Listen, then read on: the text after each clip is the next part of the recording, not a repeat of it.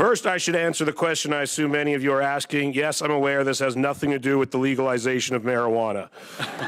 You're probably used to seeing Seth Rogen in hysterical and somewhat juvenile situations in film or on TV, but you're probably not used to seeing him in a suit and tie, appearing before a congressional committee to testify about a serious subject like Alzheimer's disease. Seth has a very personal connection to the disease through his own family. After forgetting who she and her loved ones were, my mother-in-law, a teacher for 35 years, then forgot how to speak, feed herself, dress herself, and go to the bathroom herself, all by the age of 60. How disappointing is it that only 2 of the 18 senators on the committee showed up for Rogen's testimony? Americans whisper the word Alzheimer's because their government whispers the word Alzheimer's. And although a whisper is better than the silence that the Alzheimer's community has been facing for decades, it's still not enough. It needs to be yelled and screamed to the point that it finally gets the attention and the funding that it deserves and needs. His presentation was certainly informative, but as you probably expect, he was able to bring levity to what is otherwise a very, very serious subject. That's right. The situation is so dire that it caused me, a lazy, self-involved,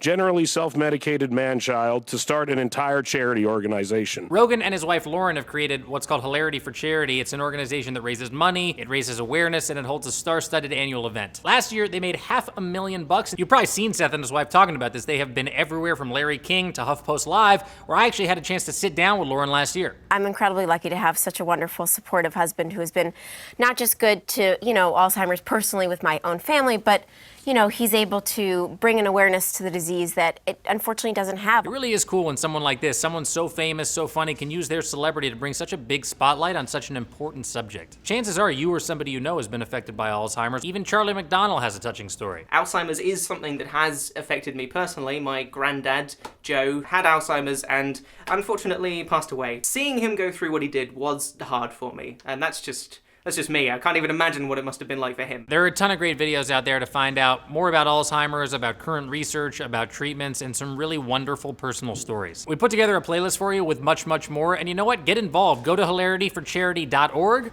or go down into the description. All the links you need are right there. I don't know if you know who I am at all. You told me you never saw Knocked Up, Chairman, so...